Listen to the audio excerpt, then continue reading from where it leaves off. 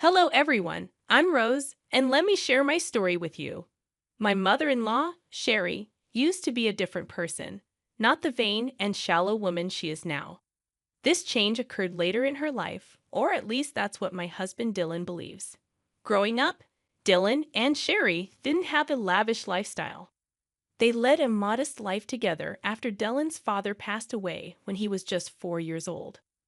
Sherry took on the role of the breadwinner, and they've lived a simple life until Dylan secured a great job after college. Dylan is a remarkable and kind man, not just because he's my husband. He earned a full scholarship to medical school and became a doctor.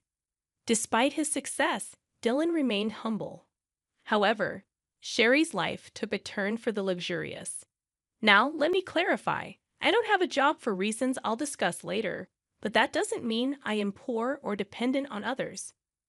Unfortunately, Sherry got the wrong impression of me when we first met. Whether it was my clothes or mannerisms, something repelled her.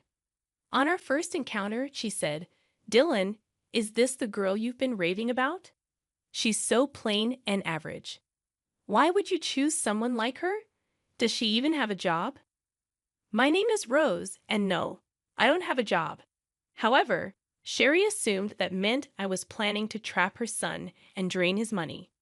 She labeled me as a gold digger and a parasite, making baseless assumptions about my character. Dallin defended me, but the argument escalated and we decided to leave. During our journey home, Dylan apologized for his mother's behavior, acknowledging that she had crossed a line. He reassured me, saying his mom no longer knows how to act like a sane person. Although her words hurt, Dylan asked me not to mind them. Yet I couldn't shake the feeling that being comfortable around Sherry might be a challenge. After all, she's the only parent Dylan has left. I decided to step back. We don't have much extended family, and completely cutting her off isn't feasible. I won't push you to be friends with her, but can you at least be civil around her? I can act respectfully towards your mom, Dylan, but I doubt she'll reciprocate. Don't worry, Rose. I'll keep her in check. If she crosses the line, we can consider reducing contact. I love my mom, but I love you too. I won't let her harass you for no reason. I was skeptical about my relationship with Sherry. Dylan assured me he'd stand up for me, but I still felt uneasy. Dylan and I got married 3 years after we started dating. We had a court wedding due to financial constraints. Dylan was sending Sherry a lot of money every month for emergencies. Even after we married, he continued this practice, straining our finances. I didn't stop him. I believed he had the right to help his mom. However, Sherry became a problem. She regularly spoke ill of me and gossiped with her friends, spreading rumors about me being a gold digger. I ignored it initially, but it started affecting my reputation. Despite Dylan's efforts, Sherry never treated me kindly. She believed I wasn't good enough for her son. Surprisingly, one day, Dylan told me that his mom wanted to invite me to a small party she was hosting. I was skeptical since she disliked me. Dylan assured me that she promised to improve and wanted me there. It seemed odd considering her recent financial struggles, but Dylan believed she managed somehow. I agreed to go, despite my concerns about her behavior. Dylan hoped his mom was making an effort, so I decided to keep an open mind. I truly wanted us to mend our relationship and become friends. I had serious doubts that Sherry would ever consider being friends with me, despite my willingness to be civil and make an effort for Dylan's sake. It seemed that Sherry had little regard for his happiness. Despite my skepticism, I decided to attend the party, eagerly waiting for Sherry to provide details. Sherry texted me the next day, and I assumed she was extending the invitation. However, her message took an unexpected turn. She started by mentioning the party at a 5-star hotel everyone had been raving about, promising her friends a great time. This excited her, and she planned to take 15 people. Curious, I asked if I was invited, given Dylan's assurance. To my surprise, Sherry responded with arrogance and disdain. She made it clear that I was not invited, emphasizing the exclusivity of the event due to her wealth, family status, and the supposed classiness of her friends. I was taken aback and confused, as Dylan had genuinely believed Sherry was extending an invitation. I expressed my assumption, only to be met with Sherry's condescending remarks, stating that I wouldn't understand the intricacies of planning such an event. I decided to maintain my dignity, acknowledging her message and clarifying that I wouldn't attend if I wasn't wanted. Sherry reiterated her stance, emphasizing her class and status, while I resisted the urge to respond with anger. Disappointed and hurt, I chose not to share this with Dylan. Instead, I patiently waited for the day of the party. Sherry, oblivious to the emotional impact of her actions, sent me a picture showcasing her and her friends in designer outfits, flaunting their status on social media. I refrained from responding, choosing to focus on my work and patiently await the unfolding of events. After about 3 hours, I received a call from my dad, and here's a confession for you all. My dad owns the hotel where Sherry was hosting her party. Sherry had no clue about this. 3 years ago, I inherited a substantial amount from my grandfather, which I invested in my dad's business. Now, I receive a share of the profits from the hotel and other family-owned businesses. Despite coming from a well-off family, I prefer not to broadcast it, and that's why Sherry was unaware of my background. She also had no idea about the high cost of the 5-star hotel and its restaurant. Sherry let her friends order without checking the menu or prices, resulting in a hefty $2,000 bill. This turn of events was the perfect opportunity for revenge. My dad called me to inform me that Sherry was at the hotel, having amassed a $2,000 bill.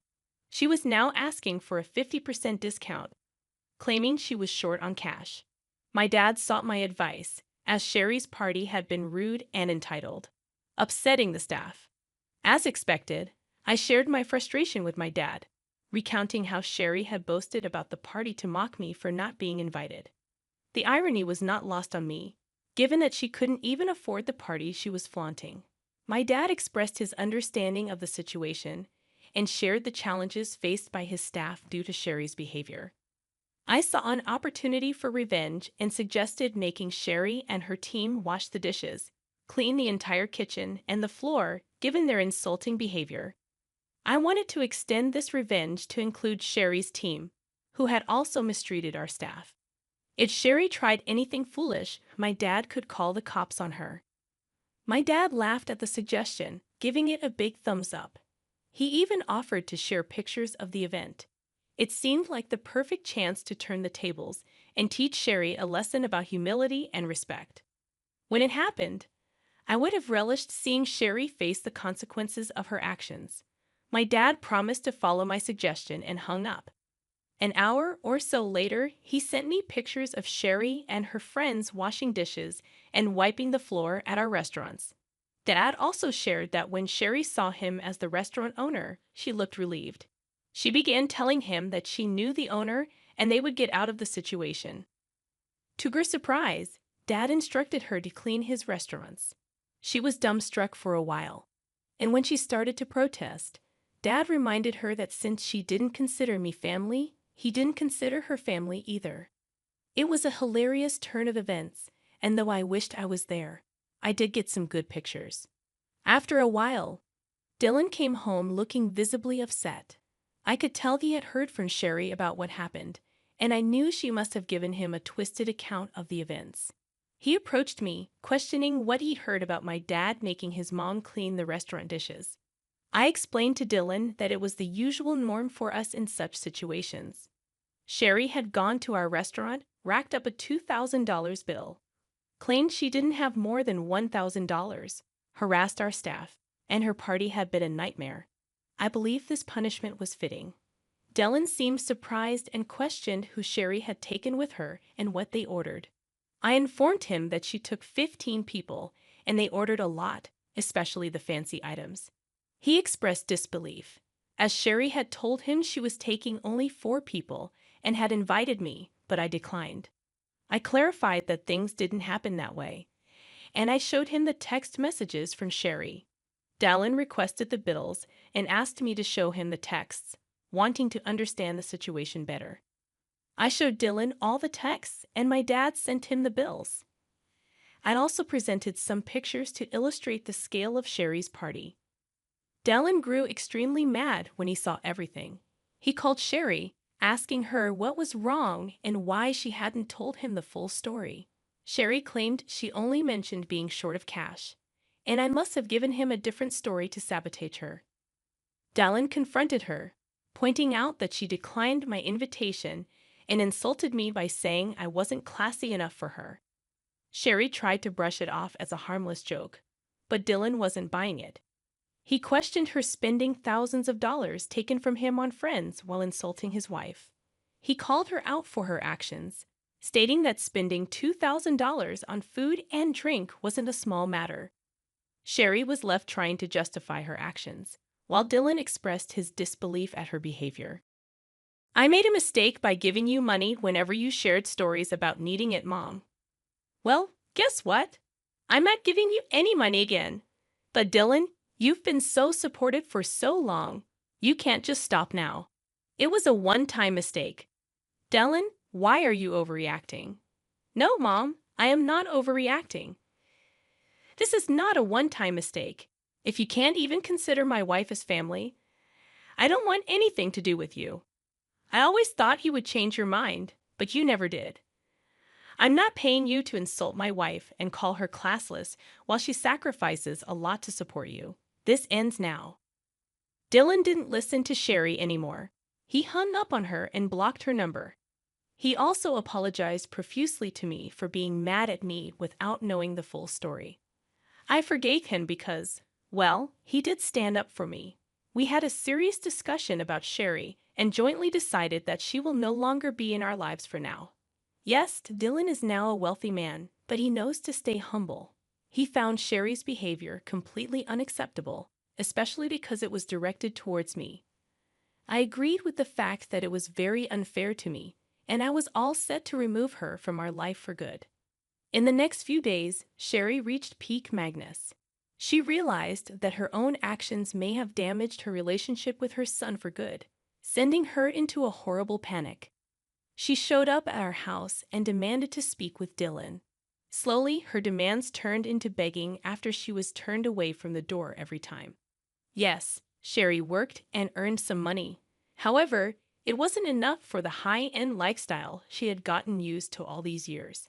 Dylan had stopped giving her money entirely. Instead, he invested some of his funds into my dad's business to help him open new hotels and restaurants in the neighborhood. We do plan on expanding our hotel business to bigger cities, but we'll have to see what the future holds. Since Dylan stopped sending her funds, Sherry had to downgrade her lifestyle significantly. She was struggling to keep the rented condo with her own money and ultimately decided to end her lease. She has now shifted to a small one-bedroom apartment and doesn't have any money to spend on extras after all the bill payments. How do we know this? She emails us about it. Of course, she still downplays her behavior and acts like we are overreacting. Suffice it to say, she will be out of our lives for a while now. Just a month ago, I found out that I was pregnant. Dylan and I are overjoyed and busy planning everything before our baby comes. To be honest, I'm glad that my child won't be around shallow people like Sherry anymore. But if the time comes, I will make sure my dear mother-in-law doesn't get to fill my child's head with nonsense. For now, please wish us luck so that we can be good parents to a healthy child.